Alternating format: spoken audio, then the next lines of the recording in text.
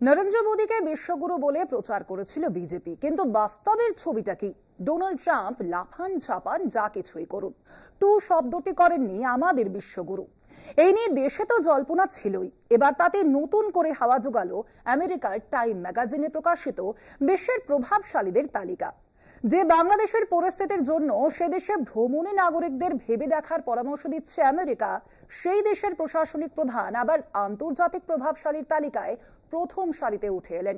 আর সেই জায়গায় ভারতীয়রা ব্রত। প্রভাবশালীদের তালিকায় নাম খোদাই মোহাম্মদ ইউনূসের। 2025-এর বিশ্বের 100 প্রভাবশালীর নাম প্রকাশ করেছে আমেরিকার টাইম ম্যাগাজিন। সেই তালিকায় জায়গা করে নিয়েছেন বাংলাদেশের অন্তর্বর্তী সরকারের প্রধান ইউনূসও। আগেরবার তালিকায় ভারতীয়দের নাম থাকলেও এবার কেন অন্য ছবি? উঠছে প্রশ্ন। বিশ্বগুরু কি ভাবছেন? ট্রাম্প মাস্কের দলে ইউনূস, প্রভাবশালীদের তালিকায় নাম ইউনূসের। তালিকায় ব্রাত্য ভারতীয়রা।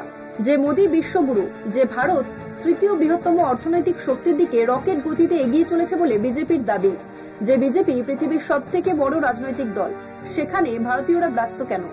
এই তালিকাকে যদি মান্যতা দেয়া হয়, তাহলে কি উপমহাদেশীয় কূটনীতিতে মোদীর গুরুত্ব কমল? বিশ্বগুরু হিসেবে মোদীর বা বিজেপির দাবি নিয়েও কি প্রশ্ন উঠছে?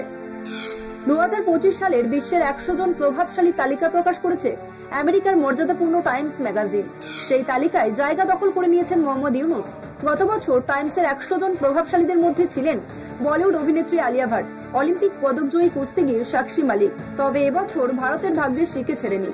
তালিকায় 100 জনের মধ্যে নাম নেই কোনো ভারতীয়।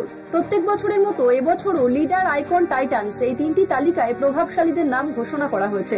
তালিকায় প্রথমেই রয়েছেন ব্রিটেনের প্রধানমন্ত্রী কিয়ের স্টারমার।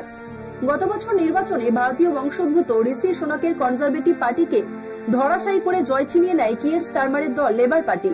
এবছর ট্রাম্পের সঙ্গে তালিকায় জায়গা করে নিয়েছেন ধনকুবের ইলন মাস্কও। এত বড় তালিকায় কেন ব্রাত্য ভারতীয়রা? উঠছে প্রশ্ন। এই নিয়ে আলোচনা সমালোচনা চলছে আন্তর্জাতিক মহলে। সোমবার ভান্স সফরে আসছেন, এরপরে পুতিন আসার কথা। আন্তর্জাতিক নেতৃত্ব ভারতকে এই যে বৈঠকে ডাকছে, তাহলে কি সেসব শুধুই স্তোক বাক্য? মোদী কি আন্তর্জাতিক রাজনীতিতে ভারতের গুরুত্ব বৃদ্ধি করতে ব্যর্থ হয়েছেন? কলকাতা টিভি।